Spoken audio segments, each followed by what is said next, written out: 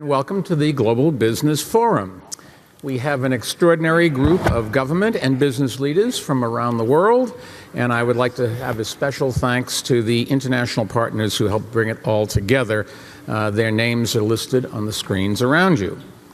Now, I couldn't agree more with the narrator of that opening video, Prince EA, and especially the story that he told about the Belgian horses.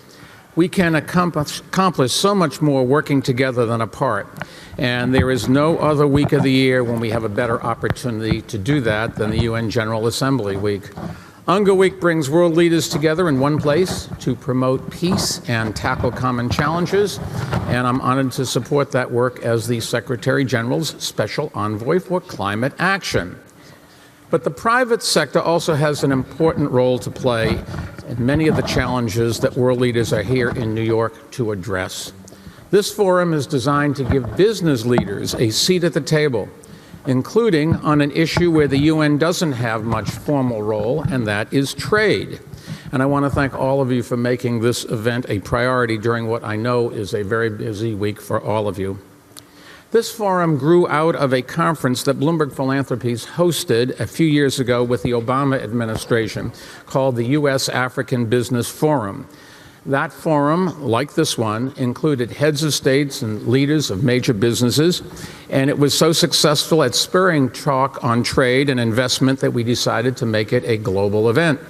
And we're glad to have heads of state from 6 continents here today. And from my experience, government leaders want to engage in these kinds of discussions with CEOs more often than they get a chance to. The King of Jordan once reminded me of something that I told him. Countries with Bloomberg offices almost never go to war. I believe the reason is business is intertwined with these countries and gives them an incentive to work together. Now, Bloomberg didn't at that point have an office in Jordan, so maybe the king was just angling for our business, but it worked because we then opened an office there. And behold, no war. Trade has made the world more peaceful and stable by connecting our nations and aligning our interests. But the benefits of trade have not been distributed as widely as we think they should be, and we must do more to address that.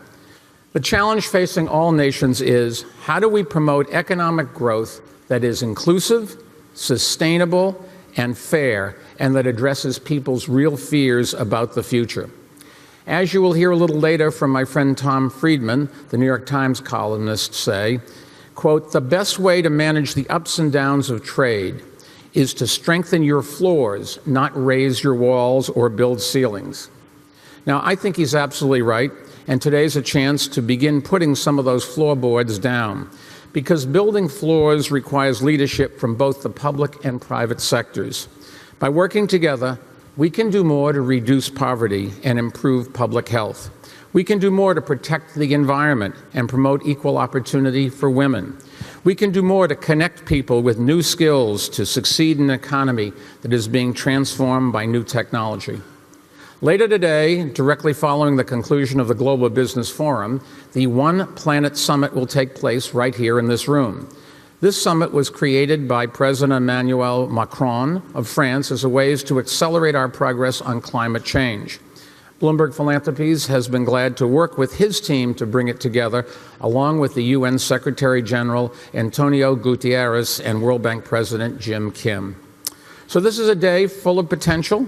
Our success won't be measured at the end of it. It will be measured in the months and years to come, and I'm very optimistic about what that future holds if we work together and seize the opportunities before us.